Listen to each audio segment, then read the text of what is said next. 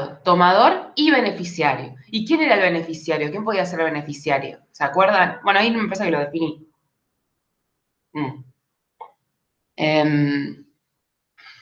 Sí, hay una suerte. Bueno, podría ser Mauricio. No necesariamente, pero podría ser un amigo, qué sé yo, que se pacte a favor de un amigo. El que queda a cargo del seguro, ¿a qué te referís con que queda a cargo del seguro? Sería el que cobra el seguro. Exacto, el que recibe la prestación, el que está facultado para recibir esa prestación. La indemnización, por ejemplo, por un seguro de vida. Porque puede ser que en ese caso estén las personas diferenciadas. O sea, una persona, el tomador, ¿recuerdan cuál era el tomador? ¿Qué papel cumplía en los contratos de seguros? Es exacto, a quien haya dejado, en realidad a cargo. Ojo con las palabras, chicos, en tema jurídico, ¿eh? Eso sí tengan siempre presente, porque yo les tomo la palabrita que ponen, haya dejado a cargo. En realidad no es a cargo de qué. Es la persona que está facultada para recibir o exigirle al asegurador que si se sucede ese hecho, ese evento previsto en el contrato, ese alias, si acontece, ese acontecimiento futuro incierto, va a poder exigir esa prestación al asegurador. O sea, quien tiene derecho a cobrar esa prestación. Ah, ya, el de Haya. No me había dado cuenta por qué ponías eso, Mauricio. Queda grabado a fuego acá, Mauricio, el Haya.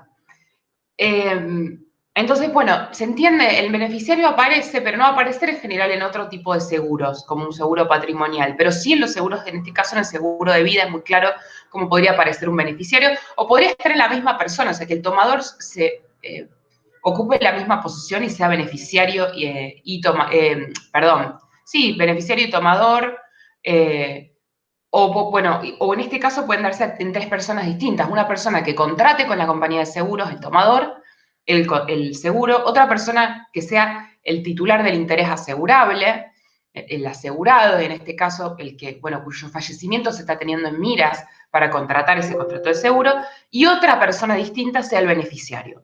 La persona a quien se le va a dar la facultad de exigir eventualmente el pago de esa prestación al asegurador. ¿Qué más? Bueno, vamos a lo último en materia de contratos de seguros, que es el reaseguro. Las aseguradoras también podrían asegurarse ellas mismas con otras compañías de mayor envergadura, de mayor capacidad de respuesta patrimonial ante determinadas situaciones, ¿no? Para determinadas situaciones. Entonces, fíjense que el artículo 159 habla de que el asegurador puede a su vez asegurar los riesgos asumidos. Pero ¿qué pasa en este caso del reaseguro? El único obligado con respecto al tomador del seguro es el asegurador, su asegurador, no el reasegurador. ¿Qué acción tiene el asegurado?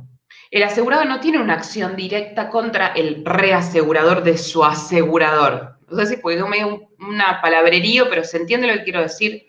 Nosotros como asegurados, yo no tengo una acción ante un conflicto directa contra el asegurador, contra el reasegurador de la compañía que yo tenga de seguros. No sé, contra el reasegurador de Seguro Metal, contra el reasegurador de San Cristóbal, pónganse que yo tengo. Yo no puedo ir contra el reasegurador. Yo tengo una acción contra mi compañía aseguradora. Salvo, y acá les ponen el caso de liquidación voluntaria forzosa del asegurador, o sea, de la compañía.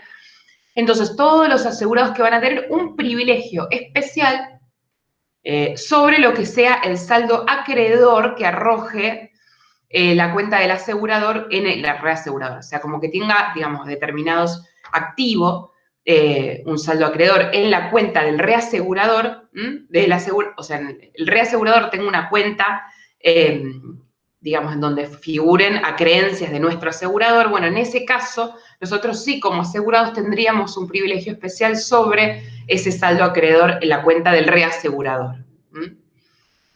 Pero nada más, o sea, no es que podríamos tener una acción directa o una acción contra el reasegurador, sí solamente contra nuestro asegurado, que es el único que responde, en el caso de reaseguros. Bien, preguntas con respecto a seguros. ¿Dudas? Ejemplo de seguro de responsabilidad.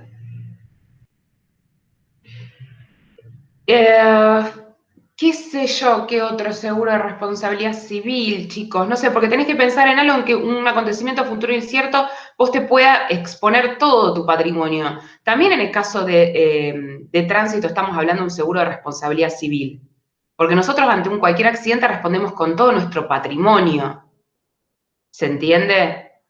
O sea, estamos ante determinado tipo de seguro, sí, determinado tipo de daño, vamos a circunscribirlo porque no es cualquier tipo de daño, pero ahí respondemos con todo nuestro patrimonio, no está asegurando una cosa determinada, está asegurándonos nuestro patrimonio.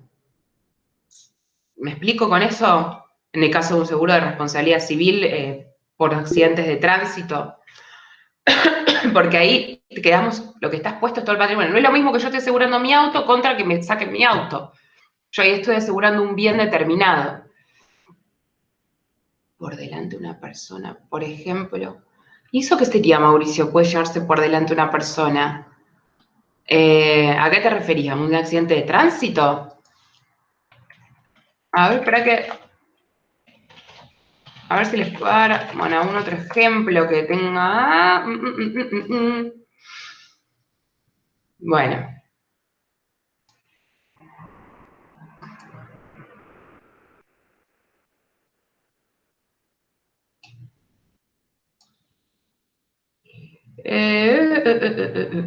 Acá le estaba viendo de distintos seguros que ofrecen de responsabilidad civil extracontractual.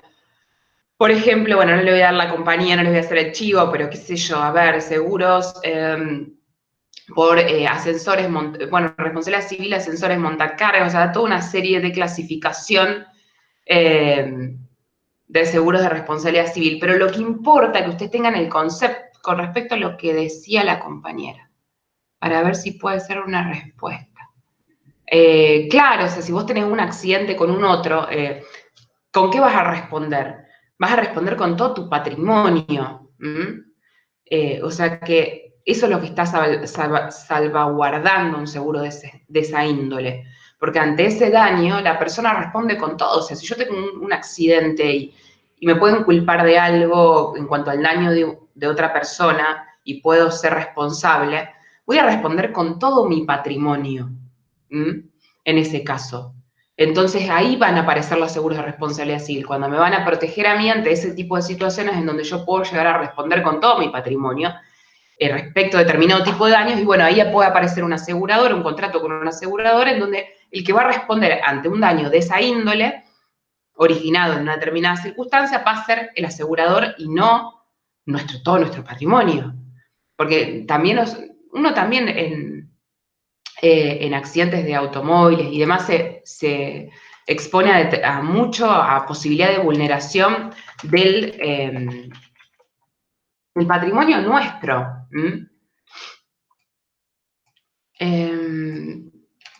Ustedes piensen que si uno tiene cualquier tipo de, puede llegar a, no sé, por una culpa o por una actitud, digamos, no por dolo, sino porque por un error o demás, hasta puede llegar a tener un daño, de ocasionar un daño grave a otra persona, y que quizás ni siquiera puedas responder con todo tu patrimonio. Ni siquiera tu patrimonio tenga la potencialidad de responder frente a un daño mayor que se le puede ocasionar a una persona, por ejemplo, en un conflicto de tránsito. Entonces, bueno, ahí va a aparecer la compañía aseguradora teniendo la posibilidad de respuesta en esas situaciones.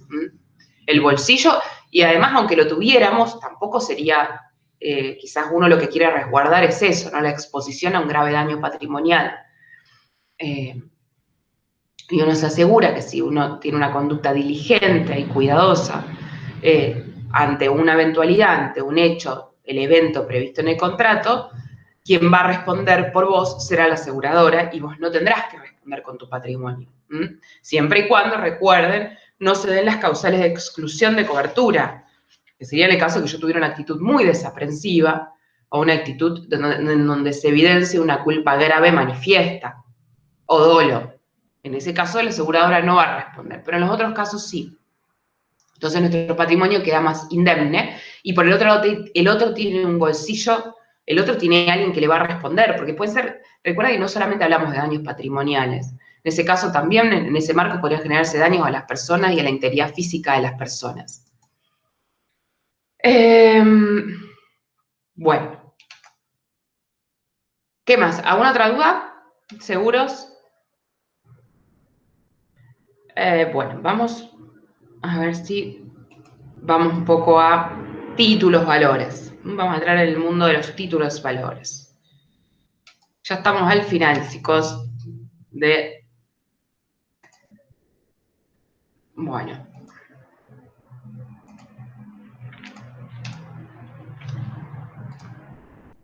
Sí, sí, Juan.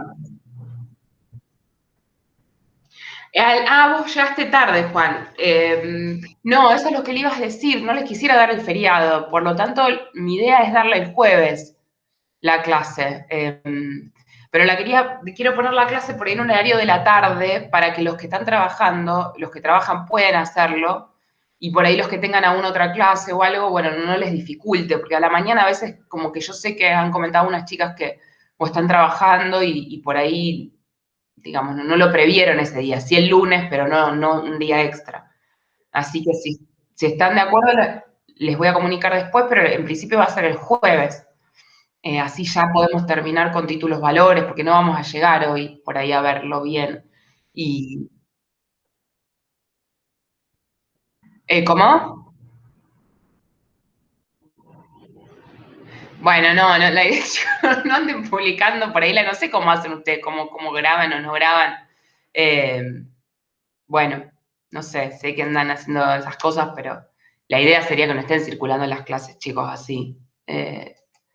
Pero bueno, no sé encima cómo lo hacen, porque yo por ahí puedo grabar mi clase acá, pero no sé qué tienen un programita, Juan, para grabar.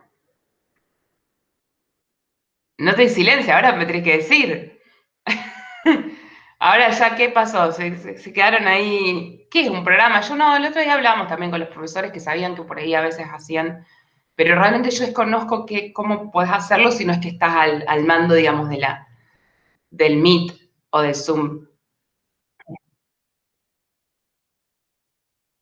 Claro, mira, bueno.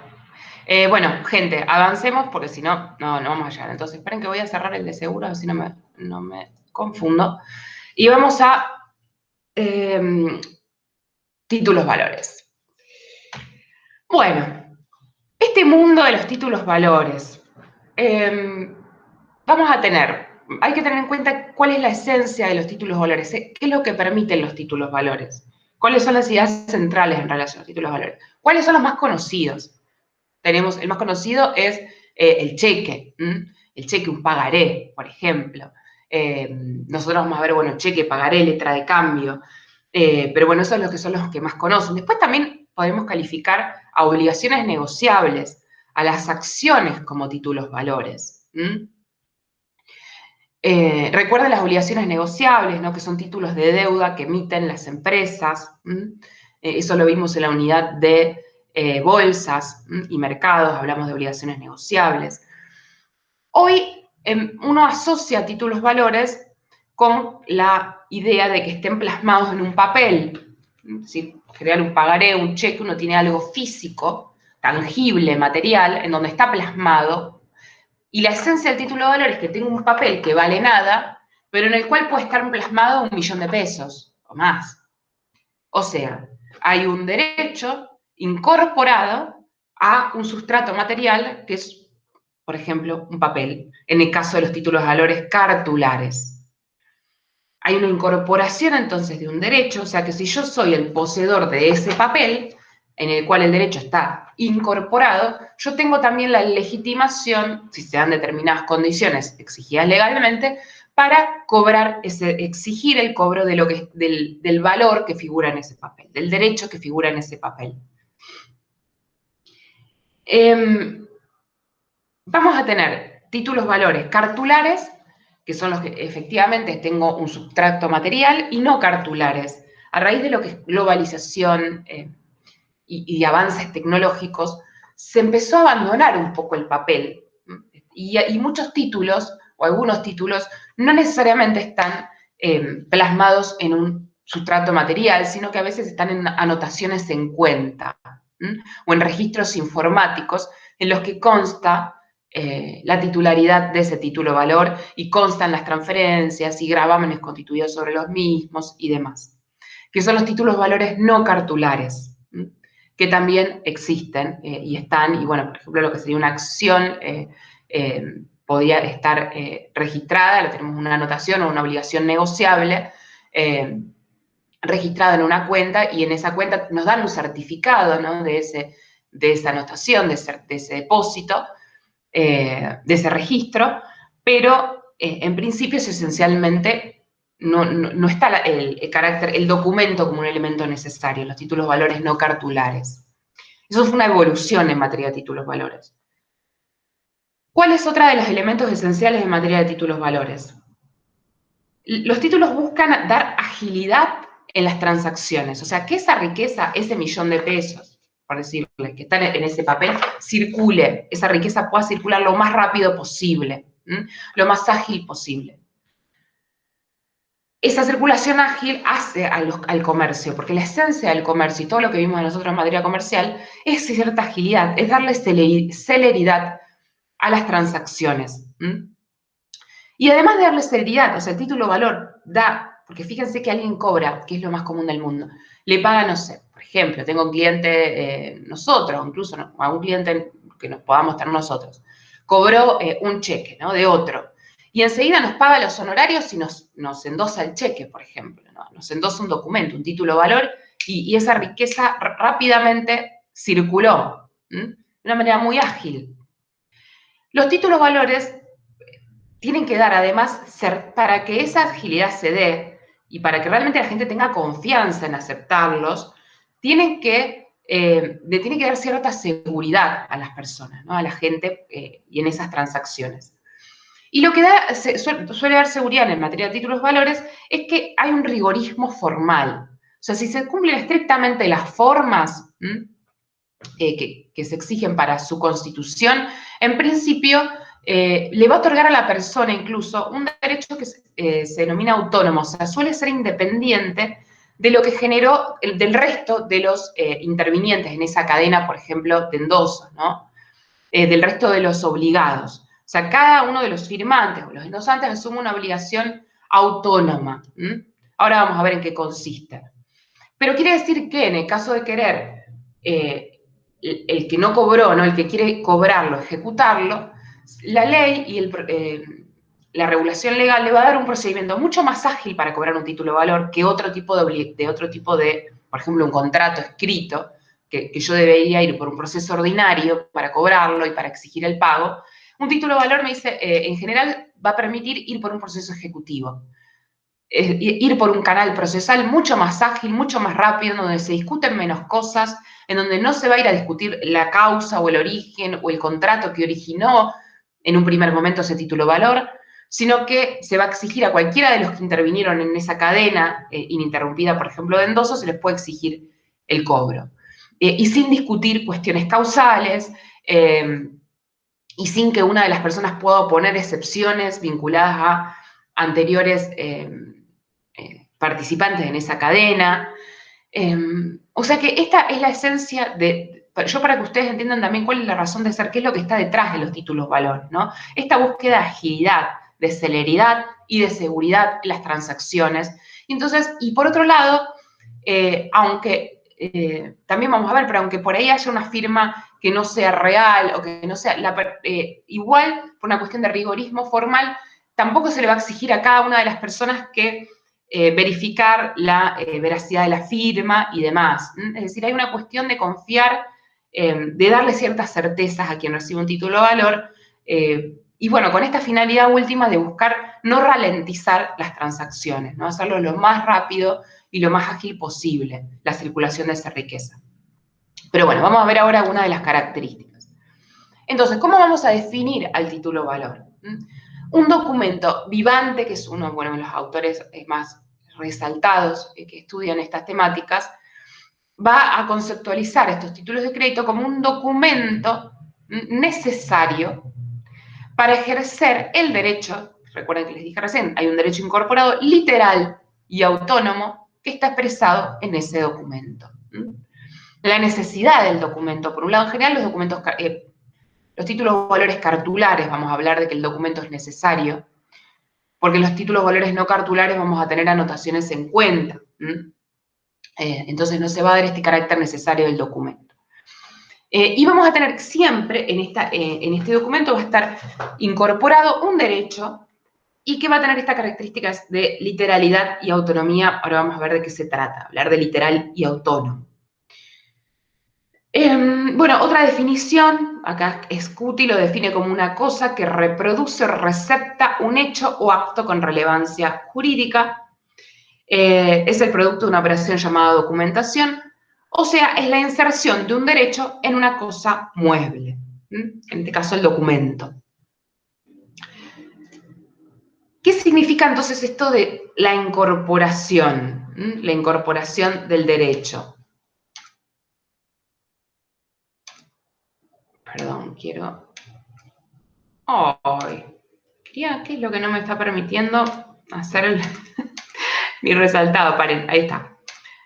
¿Qué es la incorporación? Entonces, el librador lo que va a hacer es incorporar a ese papelito, a ese documento, el derecho, y lo hace declarando mediante una determinada declaración de voluntad, que vamos a ver, pero es una declaración de voluntad unilateral, que deberá ser, para tener validez como título de valor, incondicionada, irrevocable.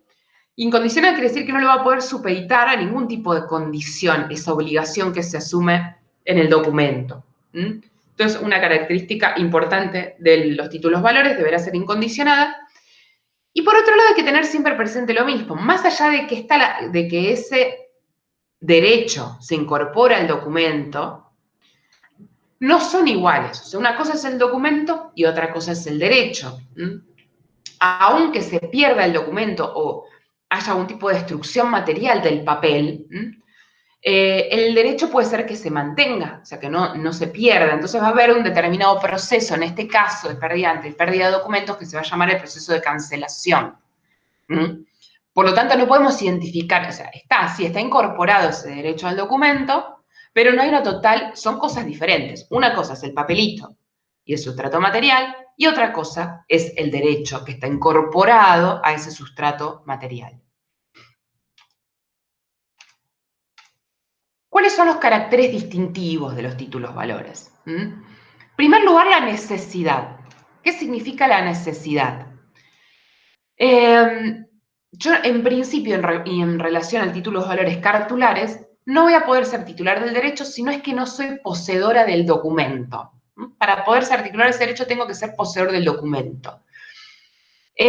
O sea que tengo que tener, esa posesión es imprescindible para quien quiera ejercer ese derecho, quiere exigir el cumplimiento de ese derecho que está expresado o literalizado en el documento. Y entonces el poseedor de buena fe, o sea, quien lo tenga de buena fe ese documento, bueno, deberá exigirlo para poder exhibir ese documento para permitir exigir el cumplimiento de lo que está plasmado en el documento, ¿no? De cobrar esa suma, por ejemplo, exigir el cobro. Bueno, tengo que exhibir ese documento por este carácter que es la necesidad de ese título. Obviamente recuerden que esto es para los títulos de valores cartulares, no los no cartulares que están anotados en cuenta. Para la transmisión del título, para la modificación de cualquier modalidad del mismo, de cualquier condición, o para ejercer el derecho, es indispensable entonces exhibir ese título, ese documento, presentarlo, entregarlo, ese documento. Esto es el carácter de la necesidad, uno de los caracteres que es la necesidad. Otro de los caracteres es la literalidad, o sea, la extensión del derecho que está incorporado en el documento, las modalidades que hacen ese derecho, la naturaleza del derecho incorporado, todo surge del tenor literal del documento, de lo que dice textualmente el documento, de los términos que se utilizaron en el documento, las palabritas que dicen el documento. No me podría, fíjense esta cosa de formalidad de los títulos, porque imagínense que si el título circular, y yo no sé hasta dónde es el derecho, porque en realidad no es lo que dice el documento, porque te tenés que fijar si no hay otro documento que en realidad las partes tengan, y entonces vos el derecho no sea tal. Si se diera eso, ya pierde la agilidad de circulación. Pues yo ya no voy a recibir ese documento tan tranquilo y decir, bueno, está bien, dice esto, pero y si después hay otra cuestión extradocumental, o sea, en otro papel que yo no estoy viendo o en otro documento que yo acá no tengo y que me diga que el derecho tiene otra extensión, ¿se entiende la importancia de la literalidad en cuanto a la esencia de la función de los títulos valores? Si yo no podría confiar exactamente en lo que dice el papelito, porque yo no sé si hay otro papel, si hay una biblioteca entera fuera del papel que cambie la modalidad de ese derecho, yo no voy a tener que tomar un montón de... va a ser mucho costosísimo para mí averiguar y demás, y por lo tanto va a ralentizar esas transacciones.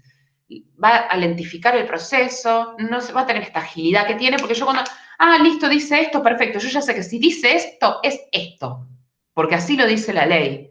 Y por lo tanto me da una confianza para que esto circule mucho más. Entonces esta es la idea de literalidad. Da certeza, funciona como garantía. ¿Garantía para quién?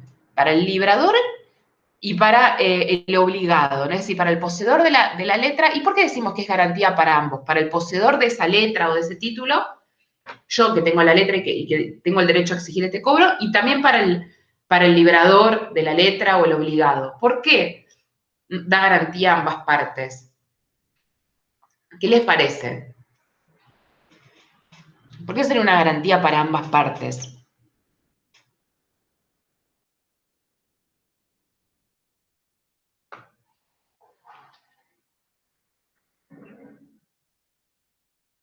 A ver, no sé, ahí veo Milagros que no habló, Santiago. ¿Qué les parece? ¿Por qué es una garantía para ambas partes? ¿Qué sentido? ¿Qué les asegura a ambas partes?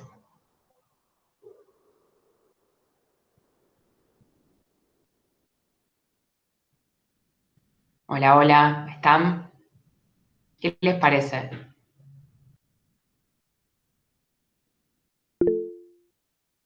Que sí o sí se tiene que cumplir. Y bueno, sí, Mauricio, nada más ni nada menos, que el deudor sabe que debe eso y no debe más, porque así lo dice el título. Y el acreedor sabe que le tienen que dar eso y no menos. Le tienen que dar eso lo que dice el título. O sea que para ambos es una garantía, ¿no? De que le tiene que dar exactamente lo que dice, no me quieras dar menos, porque dice esto. Y el otro dice, bueno, ojo, yo te debo exactamente esto, no más, ni menos que esto. Una garantía para ambas partes.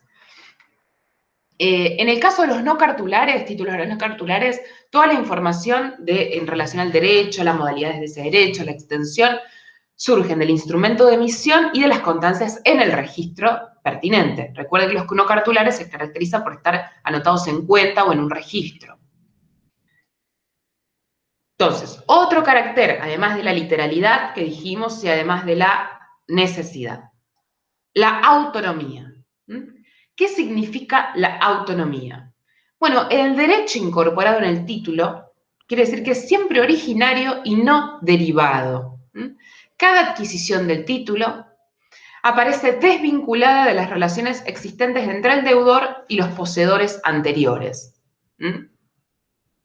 O sea que el deudor no podría oponerle al acreedor las excepciones personales con los precedentes poseedores del título.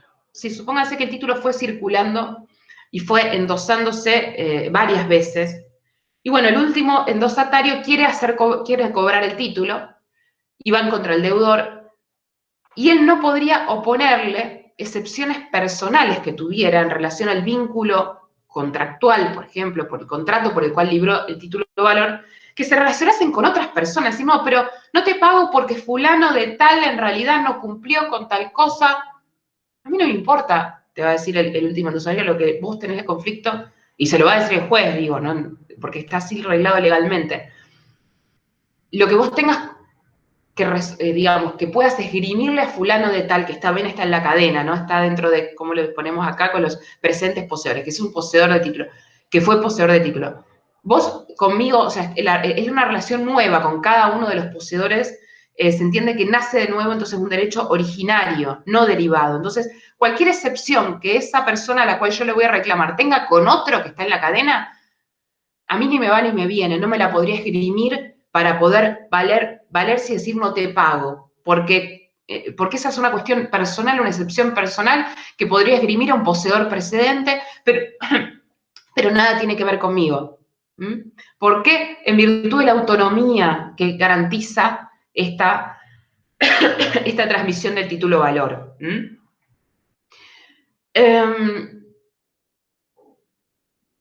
Por ejemplo, dice, el derecho se radica en el poseedor del título, o sea, el poseedor del título es inmune a los vicios de adquisición que tuviese ese derecho respecto de precedentes poseedores. Por ejemplo, para el poseedor de buena fe del título, es irrelevante si el negocio que dio origen a ese libramiento del título está viciado de nulidad. O sea, no, pero porque en realidad yo te di este título valor, cuando yo lo creé, y lo creé por este contrato que firmé con fulano que me dio la mercadería y yo le di el título valor, en realidad fulano era un menor de edad y no podía contratar conmigo. Y entonces es nulo esa emisión del título porque parte de un contrato nulo. Entonces no te pago. Supongamos que alguien quisiera esgrimir esa defensa. Y vos vas a decir, no me importa. En materia de títulos valores rige la autonomía y por lo tanto yo tengo una obligación, un derecho que es originario, nació originario y autónomo. No podés esgrimir ningún tipo de excepción personal que tengas respecto de los anteriores poseedores soy inmune a cualquier vicio que vos de adquisición que exista respecto de anteriores poseedores, vos me tenés que pagar. Es decir, se da esta desvinculación, entonces cada uno no podrá esgrimirle cuestiones que en relación a excepciones personales con otros. ¿Cómo lo resumimos entonces? Ese derecho adquirido por el portador es nuevo, es originario, y en virtud de eso los obligados no pueden oponerle al portador defensas vinculadas con las relaciones anteriores. Salvo, bueno, que estén excepciones que se relacionen con sujetos que estén coobligados con él o vinculados, digamos, de alguna manera, o que sea la persona inmediatamente vinculada. Bueno, ¿cuál es la condición para que se dé la autonomía respecto, que yo pueda valerme de esta autonomía? Que yo haya adquirido, o sea, yo portador del título, lo haya adquirido de buena fe. Y conforme a la ley de circulación, o sea, formalmente se haya cumplido esa cadena interrumpida de endoso, esté cumplidas las formalidades en cuanto a la ley de circulación del título en cuestión, ¿no? Hay que ver cuáles son las exigencias legales para que pueda circular ese título, ya sea un pagaré, ya sea un cheque. Pero si se cumplieron las formalidades de la ley de circulación para la transmisión del título, y si yo a su vez soy un poseedor de buena fe, debiera aplicarse esta autonomía, debiera estar vigente la autonomía, y por lo tanto yo, cuando vaya a reclamar ese pago, no podrán esgrimir contra mi persona excepciones personales del deudor que se vinculen con los anteriores poseedores y no conmigo. Es decir, no podrían esgrimirlo para excepcionarse y no pagar. ¿Cuándo yo tendría mala fe? ¿Cuándo sería un portador de mala fe? Por ejemplo, cuando yo conociera que a la persona, no sé, le robaron ese título, ¿no? Es decir, que fue desposeído involuntariamente el título.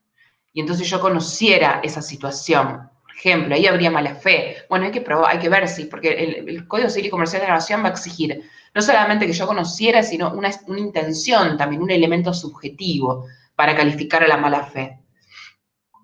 Entonces, bueno, pero tengan en cuenta eso, tendría que ser un portador de buena fe para que me proteja la autonomía. Y finalmente, la incorporación, bueno, es la inserción del derecho en el documento. Esto se va a dar en los títulos valores cartulares. Y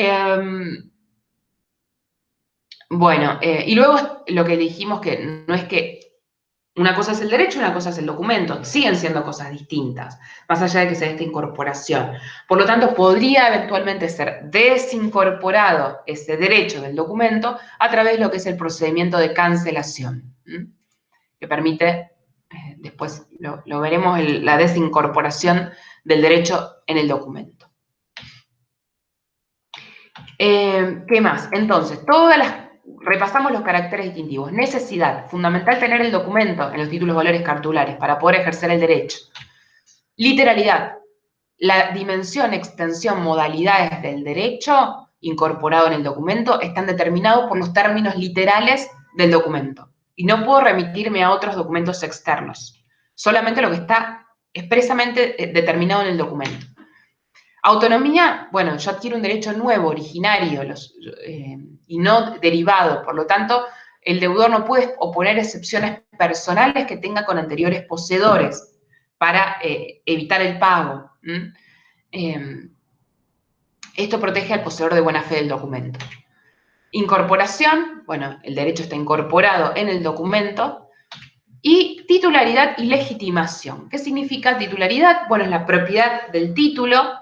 Se presume que tiene la titularidad, la propiedad del título, el que tiene la posesión de ese título.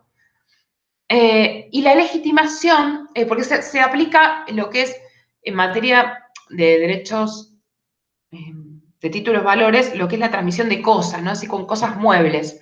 En general se entiende en materia de cosas muebles que quien tiene la posesión de la cosa se presume la titularidad de la cosa, ¿no? La propiedad de la cosa en quien tiene la posesión. Y por eso también acá sigue ese criterio de que la titularidad entonces es la propiedad del título y se presume la propiedad del título en quien ejerce la posesión del título. ¿Qué es la legitimación? La legitimación es otra cosa, es la habilidad o la investidura formal para ejercer ese derecho, para exigir ese derecho que está expresado en el documento. Podría tener legitimación aún no siendo titular de ese derecho incorporado. Podría estar desligado lo que es titularidad del documento de lo que es legitimación. O sea, una persona que no sea necesariamente la titular, igual esté legitimada para exigir ese pago o ejercer esos derechos. La legitimación hay dos tipos de legitimación, la legitimación activa y la legitimación pasiva. La legitimación activa es quien tiene derecho a exigir el cumplimiento de esa promesa, a pedir que le paguen lo que dice el título. Por ejemplo, si fuera el pago, ¿no? De algo. Eso es la legitimación activa. ¿Quién puede exigir el pago de este pagaré, ¿no? O de este cheque? En principio, ¿quién va a tener la legitimación activa? Quien sea poseedor del documento en forma regular. Se haya cumplido la ley de circulación del documento y entonces esa persona sea poseedor legítimo del documento y en forma regular. Y tendrá derecho a exigir ese cumplimiento. ¿La legitimación pasiva qué es? Quien debe pagar, o sea, quien está obligado en virtud de ese documento. Quien debe pagar para liberarse de la obligación. Y la legitimación pasiva en materia de títulos valores está en cabeza de los obligados cambiarios, ya sea el liberador, en el caso de una letra de cambio, o el aceptante también, después vamos a ver letra de cambio, que consiste, o los endosantes, los que fueron transmitiendo sucesivamente el documento y comprometiéndose, esos son los obligados cambiarios. Bueno, la legitimación pasiva está en cabeza de los obligados cambiarios. Bueno, hay una protección del poseedor de buena fe, esto en materia de sistema cambiario siempre se va a proteger al poseedor de buena fe y hay una presunción también de que la posesión del documento es de buena fe, o sea que el que lo tiene no debiera probar que es de buena fe, al contrario, el que dice que es de mala fe deberá probar por qué dice que es de mala fe, que es poseedor de mala fe. Bueno, títulos valores no cartulares, desmaterialización. Bueno, son valores que no están en soporte papel, dijimos, no está el documento, el papelito, sino que estos títulos constan en registros, en anotaciones en cuenta, en sistemas informáticos. ¿Cómo van a circular? Bueno, las sucesivas transmisiones o modificaciones deberán inscribirse en el registro correspondiente, deberán estar registradas y anotadas. Entonces, ¿cómo va a surgir la legitimación? Ya no se legitima con una posesión del título de un documento, sino porque haya una referencia registral a favor de esa persona. Ahí está la legitimación de esa persona. Si en el registro o esa cuenta consta esa legitimación. Bueno, ¿qué más? Y hay certificados, obviamente que si bien están registrados en una cuenta, en un sistema informático, a la persona también se le puede entregar, se le da normalmente un certificado de que tiene, certificado de emisión de ese título, ¿no? Tiene un certificado, ese es en papel, en donde consta su titularidad o que tiene ese título anotado en cuenta.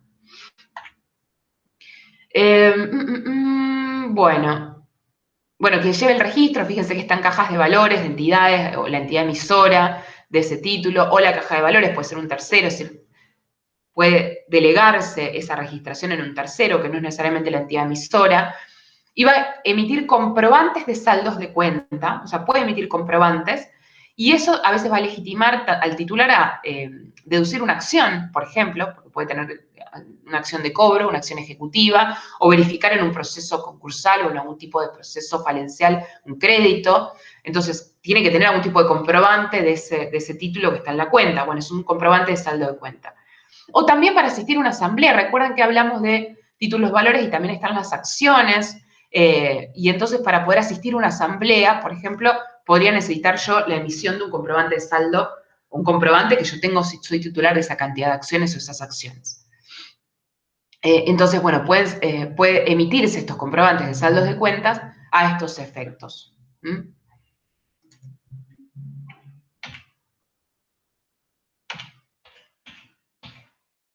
Bueno, vamos a clasificar. ¿Vamos bien con títulos valores, chicos? Preguntas. A ver, acá yo no lo veía, Mauricio, no te vi, Mauricio, que sí o sí. No, esto lo habías puesto antes de una pregunta anterior. No, pensé que estaba preguntando algo. Bueno, sí, a medida que vamos por ahí, cuando veamos también la próxima clase, los ejemplos particulares de los casos de lo que es cheque o letra de cambio, cómo funciona, se van repitiendo un poco estos conceptos y les van a quedar más claros, ¿no? Sé que es un tema también un poco, bueno, que es también difícil de entender algunas cosas o un poco más engorroso. Bueno, tiene su lógica, ¿no? Tiene su propia lógica. Por eso es que yo al principio les comentaba esta esencia de decir, ¿por qué? Porque detrás de toda la regulación en materia de títulos valores está esta idea de, ustedes siempre tengan presente cuál es la finalidad del título valor. La finalidad es la seguridad de las partes y la rápida circulación de riqueza, la celeridad de las transacciones. Por eso ese rigorismo formal en materia de títulos valores, y porque si cada persona se tiene que poner a pensar y averiguar si realmente esto que dice el papel es así, o sea, la ley va a tener determinadas cargas sobre las partes, pero son cargas que contribuyan a que sea ágil esa circulación. O sea, son cargas mínimas para permitir esa circulación del título. Bueno, ¿cómo se van a clasificar los títulos valores? Según la estructura del título vamos a tener títulos abstractos y títulos causales. Títulos abstractos, la causa, es decir, el negocio subyacente que dio origen a los títulos, existe, porque siempre por ahí hay un negocio subyacente o una prestación de un servicio profesional que motivó que yo te entregara un título valor, o una compraventa, no sé, una venta de algún bien, la entrega de algún bien. O sea, hay un negocio subyacente que motivó la entrega de ese título, un pago a través de un título. Entonces, en los negocios abstractos, en los títulos valores abstractos, hay una causa, porque la causa existe, pero no está mencionada en ese título, o sea, no se refiere el título a la causa, y es irrelevante en realidad para el poseedor de buena fe esa causa, ¿no? Los títulos abstractos. No significa que no exista causa, que no haya existido una causa, un origen. Podrá ser cualquier tipo de contrato, un contrato de prestación de servicios, un contrato de compraventa, pero no está mencionada en la cambial y va a ser irrelevante para el poseedor de buena fe. O sea que el documento está totalmente desvinculado de la causa. Al portador del documento no se le van a poder oponer excepciones vinculadas con la causa, vinculadas con ese contrato que le dio origen. Por ejemplo, no, pero acá yo firmé este contrato, qué sé yo, a mí me obligaron a hacer esto, yo no estaba dispuesta a prestar este servicio, me obligaron y entonces, no sé, un vicio de la voluntad. Qué sé yo, este contrato lo firmé, pero lo firmé estando amenazada. No, la causa, o sea, este título de valor va a circular y nadie se le va a poder oponer cuestiones vinculadas con el nacimiento, con el contrato que dio origen a ese título de valor. ¿Cuál es el ejemplo claro de títulos valores abstractos? La letra de cambio pagaré. Es un clásico ejemplo de títulos valores abstractos. La causa no interesa y es irrelevante para el poseedor de buena fe. y no se encuentra mencionada en el título, sin perjuicio de que existe, que generalmente el nacimiento de un título de valor responde a un negocio subyacente. No es que, bueno, hoy me levanté y ya que estamos firmo un cheque. Total, o sea, me levanté, estoy desayunando y estoy firmando cheque. No sé, chicos, no, o sea, uno firma un título de valor o una letra de cambio porque hay algo, un negocio subyacente. Cuando nace, ¿no? Cuando el momento... y después también a las sociedades transmisiones, por algo se transmite y la estoy transmitiendo a otro. Pero hay un negocio subyacente que da origen a la cambial, una causa. En los abstractos es irrelevante. En los causales, esa relación causal es oponible a todos los portadores. En el caso, por ejemplo, de acciones. O sea, esa relación causal es oponible a... quiero ver cómo se escribe.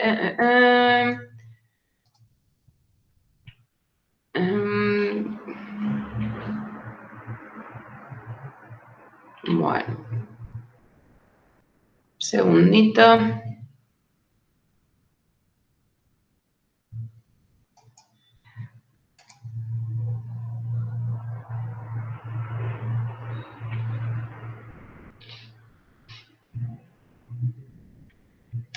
Bueno.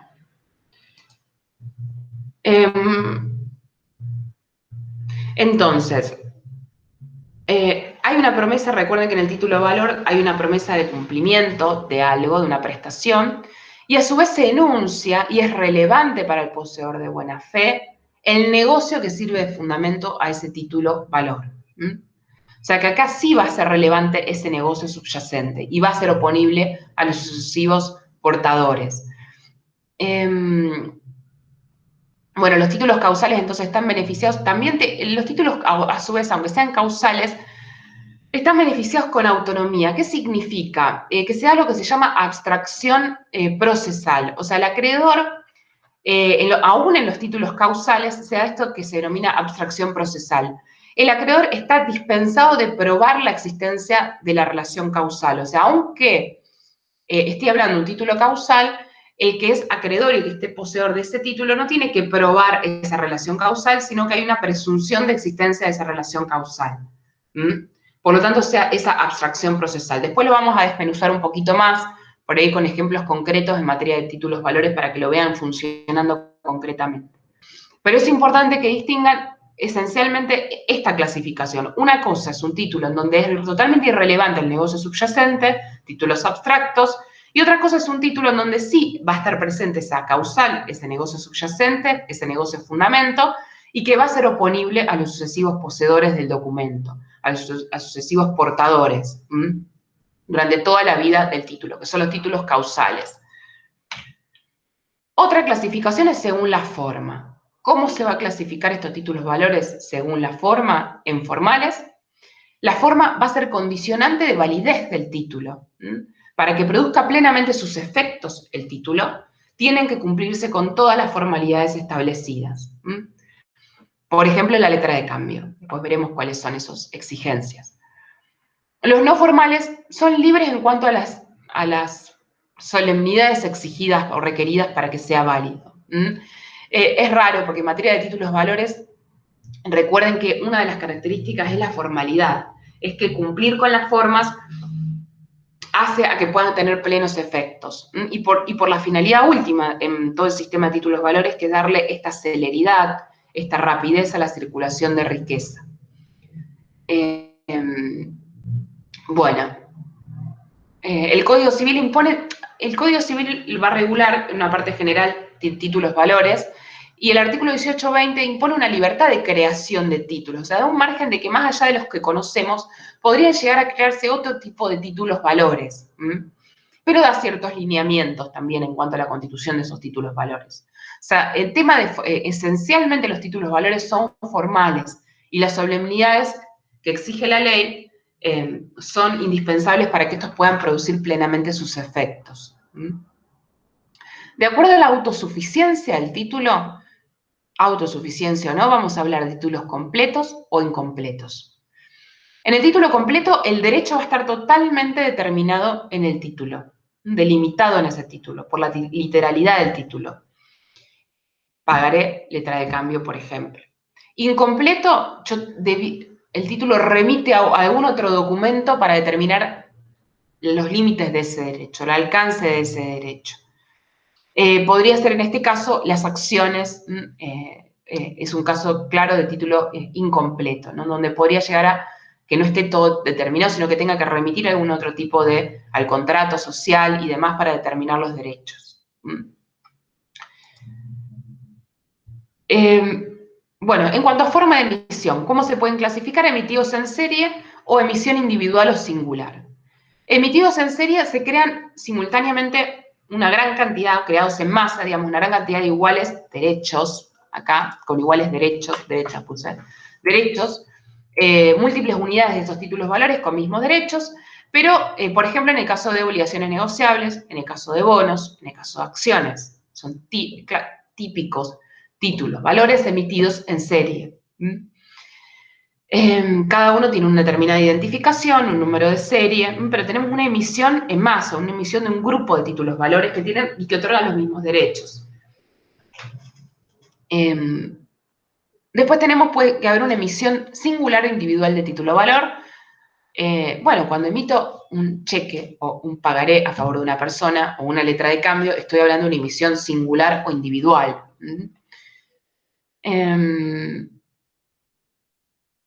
Bueno, y finalmente, de acuerdo a las personas que lo emiten, bueno, esto también es interesante que siempre tengan en cuenta esta distinción, porque esto lo hemos hablado, preguntamos en un examen, distinguir lo que es un título público de lo que es un título privado.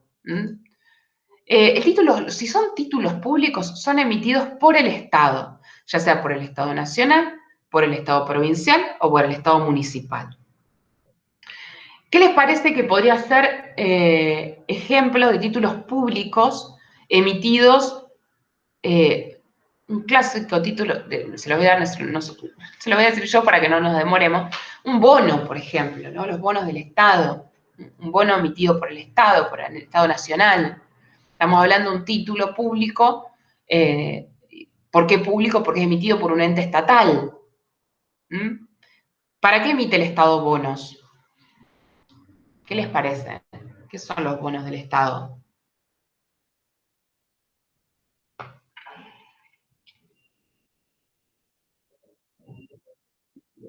Exacto, Juan, exacto. Títulos de deuda. O sea, el Estado se necesita financiar y una de las maneras de financiarse es emitiendo estos bonos, títulos de deuda. Entonces la gente compra estos bonos ¿y qué obtiene con esto? ¿Qué obtiene con el bono las personas? ¿Por qué les puede interesar comprar un bono del Estado?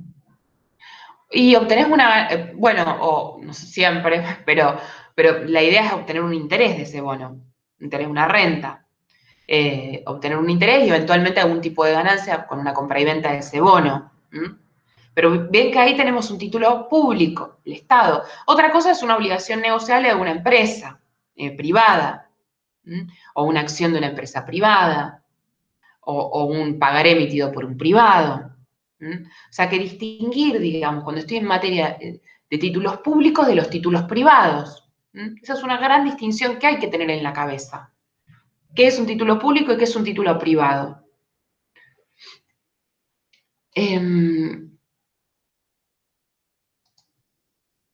Y otro tipo de clasificación según la forma de circulación. Esto es una importante clasificación, según la forma de circulación. ¿Cómo se van a clasificar los títulos valores? Títulos al portador, títulos a la orden o títulos nominativos. ¿Qué significa esta clasificación? Si el título es al portador, quiere decir que en principio no se va a indicar un beneficiario del título, o sea, o porque no hay una mención a un beneficiario, o porque directamente se va a incorporar en el título una cláusula que dice al portador. ¿Qué significa que en cuanto a la forma de circulación, que un título sea al portador, que circula con la simple entrega del documento? O sea, con la simple entrega, no tengo que hacer más que entregar el documento si es un título al portador para transmitirle al otro lo que van a ser los efectos, la legitimación para poder tener la titularidad y ejercer esos derechos que están incorporados al documento. Con la simple entrega o tradición del documento se transfieren los derechos.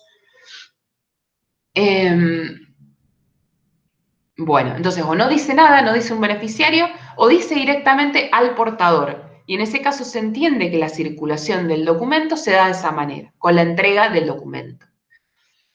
Si es un título a la orden, ahí sí se plasma, se indica el beneficiario, se menciona un beneficiario, y va a ser pagadero ese título a ese beneficiario o a una persona que indique el beneficiario. ¿Cómo circulan los títulos a la orden? Los títulos a la orden circulan por endoso. Vamos a ver qué consiste el endoso, pero es, digamos, es una firma al dorso del documento general, y con indicación de una persona a favor de la cual se transmiten esos derechos. Pero tengo que hacer algo, digamos, para transmitir un título a la orden. No es suficiente la simple entrega del documento, sino que tiene que darse el endoso, o sea, cumplir con el endoso para poder hacerlo circular. Podría incorporarse entonces una cláusula no a la orden, o sea, si yo incorporo una cláusula en ese documento que diga no a la orden, cuando está esa palabra de no a la orden, significa que cambia la ley de circulación del documento. ¿Y qué implica eso? Que la transferencia del título a partir de ese momento no se puede hacer por endoso, sino que tiene que hacerse siguiendo las reglas de la cesión de derechos. Siguiendo las reglas de la cesión de derechos, que es más complejo, ¿no? Es decir, nosotros vimos parte de lo que implica cesión de derechos, pero recuerden que la notificación al deudor cedido, todo un procedimiento mucho más complejo y engorroso, y en general en la cesión de derechos, yo no adquiero un derecho autónomo, como adquiero en materia cambiaria. Cuando yo cedo un derecho a otro, el otro se coloca en mi posición, en la posición que tengo yo. Por lo tanto, el deudor puede esgrimir contra ese cesionario todas las defensas que tenga contra el cedente. No se da ese carácter de autonomía que caracteriza la transmisión cambial, si es una cesión de derechos. Entonces, si yo coloco la cláusula no a la cláusula no a la orden, quiere decir que la persona que colocó, a partir de ese momento se cambia la ley de circulación y ese documento solo va a poder circular por una cesión de derechos, no de manera concesiones que confieran autonomía a los sucesivos poseedores. Otro tipo de, según la forma de circulación, entonces tenemos al portador, se transmiten por simple entrega el documento, esos derechos. Si es a la orden, tiene que ser por endoso para circular ese título. Si es un título a la orden y figura, hay un beneficiario determinado. Y si es nominativo, son aquellos que se menciona el beneficiario, pero a su vez tienen que estar registrados en un libro especial, o sea, en una registración especial, en los casos de títulos nominativos.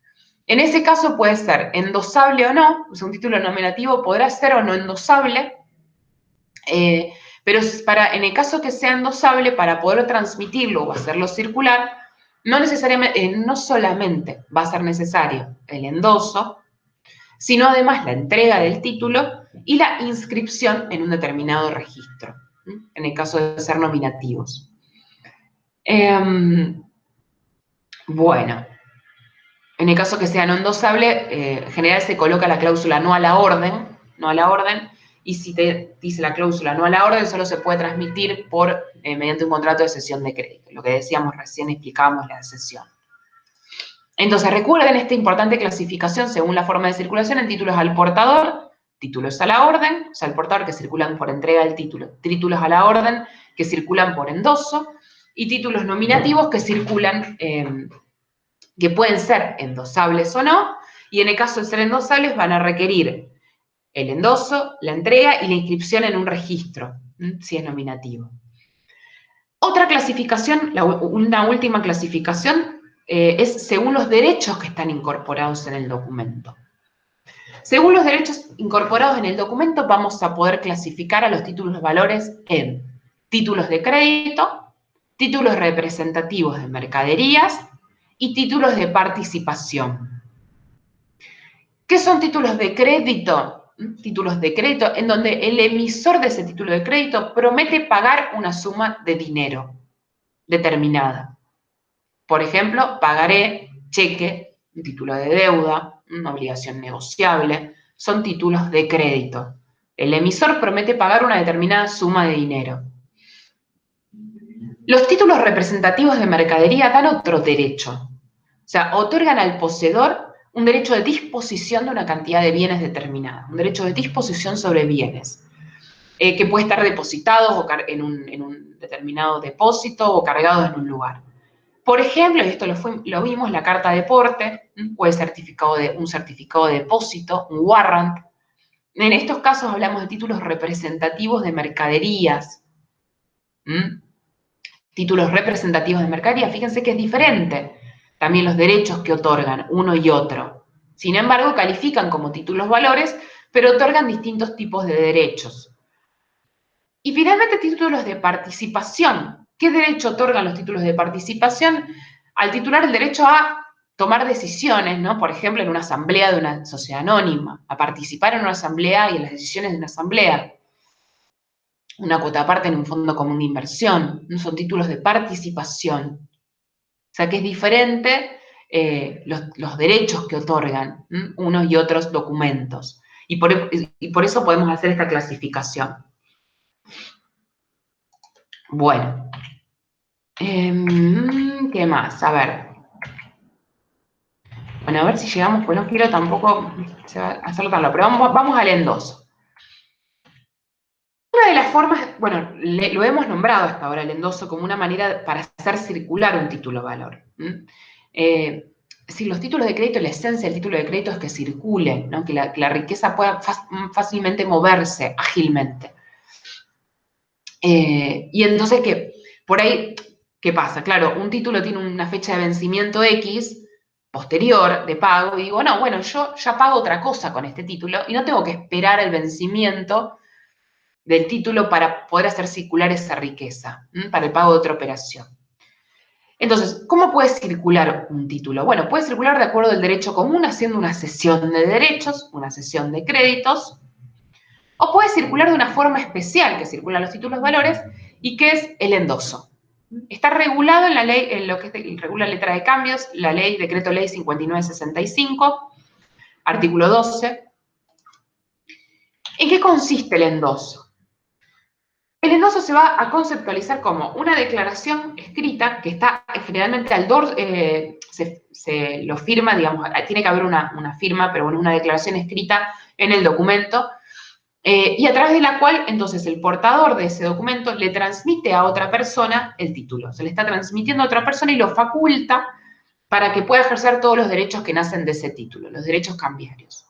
O sea, la finalidad del endoso es transmitirle a otro esa titularidad, la propiedad del título y el derecho a ejercer esos derechos incorporados en el título. El endoso es una declaración unilateral, incondicionada e irrevocable. Unilateral porque no espera unilateral porque viene de una sola persona y no requiere la aceptación, o sea, no requiere la aceptación de un otro. No tiene que estar sujeta a ningún tipo de condición. Toda condición se va a tener por no escrita. Y tiene que ser integral, o sea, tiene que transmitir todo, porque un endoso parcial es nulo, no podría ser parcial. Y es una declaración irrevocable. Entonces, incondicionada, irrevocable e integral. Endoso parcial sería nulo. ¿A qué habilita el endosatario, al beneficiario de ese endoso? A ejercer todos los derechos que resultan del título. Y a su vez, el endosante va a asumir una obligación de garantía de pago de esa letra. O sea, el endosante, cuando endosa ese documento, también está asumiendo una obligación de garantía. Algunos de los efectos del endoso luego podrán cambiarse, podrán ser modificados por alguna cláusula especial, que podrá morigerar o atemperar o eliminar alguno de los efectos del endoso. Vamos a ver cuál. Entonces, ¿cuáles son los sujetos en un endoso? El endosante, es decir, quien transmite este título mediante el endoso, tiene que tener la capacidad cambiaria, la capacidad para obligarse cambiariamente. El primer endosante siempre es, bueno, después vamos a ver en letra de cambio, pero es el beneficiario o tomador de la letra de cambio. Suele ser el primer endosante. Ay, chicos, me voy a abrigar porque me agarró frío. El endosatario, un segundo, un segundito.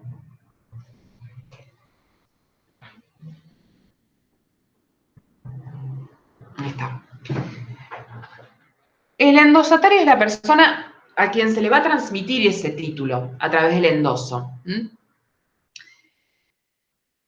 Y luego ese endosatario que recibe el título a través de un endoso podrá volver a endosarlo. Se colocará luego en la posición de endosante para endosarlo a favor de otro futuro endosatario. ¿Cuál es el momento? ¿Hasta qué momento puedo endosar el documento? ¿Eternamente? ¿Hasta qué punto se puede llegar a seguir endosando el documento? Se pueden endosar hasta el momento del protesto por falta de pago. Luego veremos un poco, desarrollar mínimamente qué consiste el protesto, pero hasta ese momento se puede endosar el documento o hasta el vencimiento del término para formalizar el protesto. Pero es hasta ese momento puedo endosar, no más allá de ese momento. O sea, después de ese momento, yo puedo endosar, pero ya no va a tener el efecto del endoso, sino va a tener el efecto de una cesión de créditos, que es diferente. Recuerden que el endoso se da esta autonomía, continúa esta autonomía cambiaria, pero cuando hay una cesión de créditos, yo me coloco en la misma posición del cedente. Y entonces recibo un derecho, pero no como un derecho autónomo, sino como un derecho derivado. Entonces, a esa persona, al cesionario, se le podrán oponer todas las excepciones que corresponden a su cedente, que le corresponderían a su cedente. Bueno, ¿cuáles son las formas de hacer el endoso? O sea, ¿cómo pueden ser las distintas formas del endoso? Nominal, en blanco o al portador. Nominal, que significa que es también el endoso completo, el endoso regular. Figuran todos los datos del endosatario. O sea, yo firmo como endosante y a su vez coloco los datos a fulana, los datos del endosatario, fulana de tal, ta. Bueno, esa es una de las formas de la firma del endosante más todos los datos del endosatario, es un endoso nominal. Un endoso en blanco solamente se firma, o sea, solamente hay una firma del endosante y no se ponen todos los datos del beneficiario, y entonces cualquier portador del documento podría ejercer los derechos que emanen de la cambial, o sea, que emanen de esa letra de cambio o ese título. El endoso en blanco, o sea, solamente la firma del endosante. En el caso de un endoso al portador, el endosante expresa en el endoso que lo hace al portador. O sea, que dice expresamente pone en la cambial que coloca o dispone en esa letra de cambio o en ese título que lo hace al portador. En este caso, en este endoso no se admite que sea llenado con el nombre de un beneficiario o de una tercera persona. Si es un endoso en blanco, por más de que yo al principio había prefirmado y no coloqué el nombre del beneficiario, si después otra persona lo recibe, podría colocar el nombre de un beneficiario o de una tercera persona, si hubiese sido en blanco, ¿no? O sea, yo podría luego colocar una persona en beneficiario. Si dice al portador, o sea, si fue un endoso y la persona pone de puño y letra que es al portador, no puede luego seguirse y aparecer y otra persona completarlo con el nombre de un beneficiario o de una tercera persona. No se puede hacer. ¿Por qué no se puede hacer? Porque la forma de ese endoso es al portador y dice exactamente al portador, y que diga eso significa que no puede colocarse después el nombre de un beneficiario. Bien, son las distintas formas que se puede configurar el endoso. Siempre el endoso debe literalizarse, o sea, debe constar o figurar en el cuerpo del documento, o en una prolongación del título.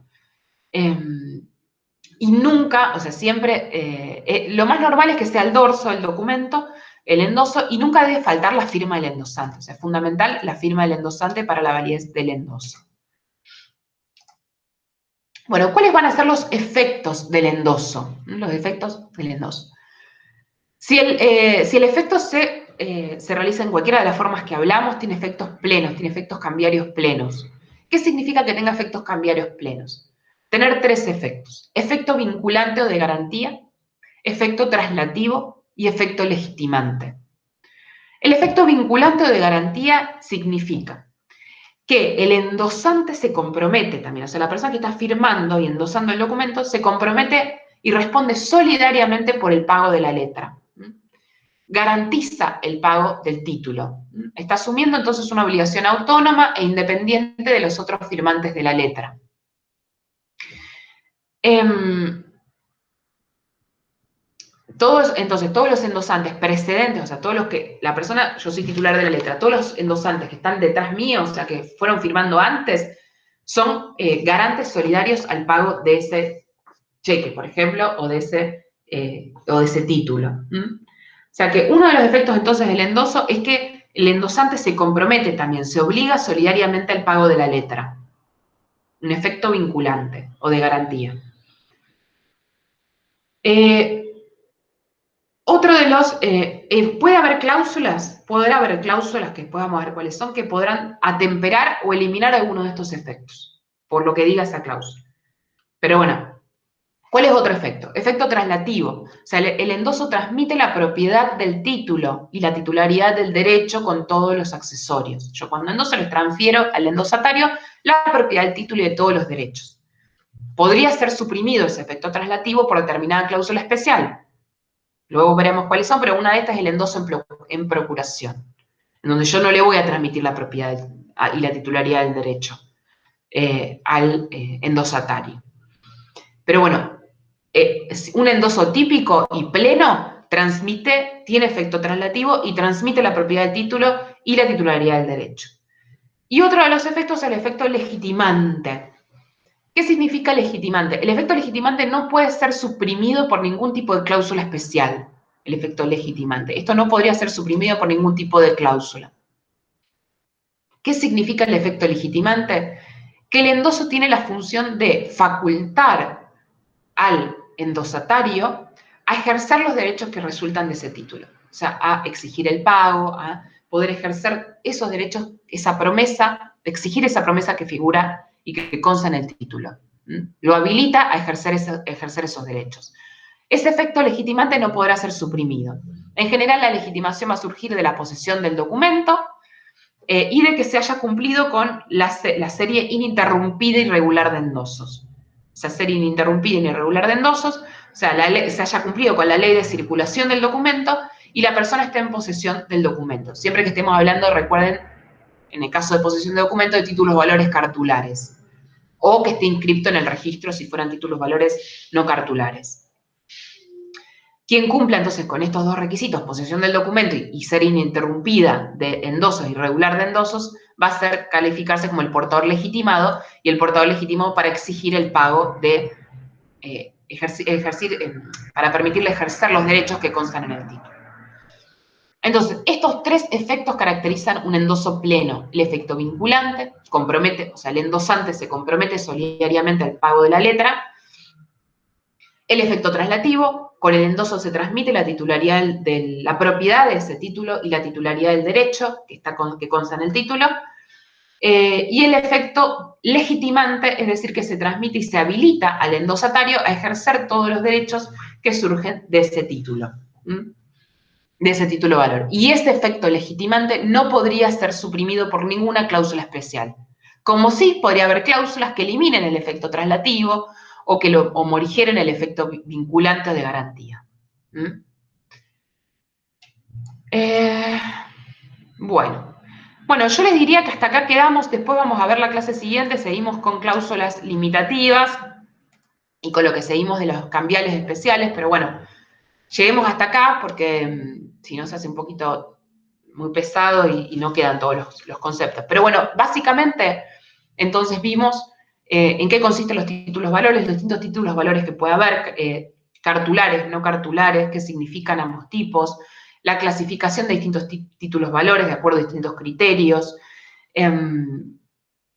la forma clásica y típica y característica de transmisión de los títulos valores, que es el endoso, cuáles son los efectos del endoso, en qué consiste el endoso, la oportunidad del endoso y la forma de realizar este tipo de transmisión y lo que se transmite a través del endoso.